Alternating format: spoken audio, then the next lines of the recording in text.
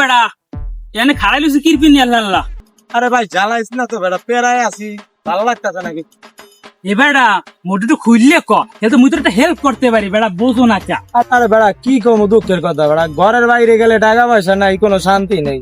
হ্যাঁ একটু ঘরে শান্তির লেগে হ্যাঁ বউ দেয় জ্বালা, হ্যাঁ নাই শান্তি, কি করবো জীবনে বুঝতে পারতেছি না।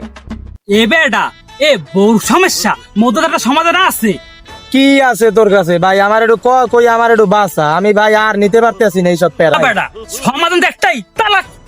একটা তালাক দিয়ে নেবি, তালাক দিলে সব সমস্যার সমাধান, একটা কোনো ঝামেলা নাই বেড়া। কি কও? হ সমাধান হইবে? সমাধান মানে সব সব বউর সমস্যা একটাই, কি তালাক। কি কও বেড়া? তুই কি আমার বাসাইতে আইছো? তুই দিয়ে আমার দেওয়া আরো বড় বড় বাস বেড়া।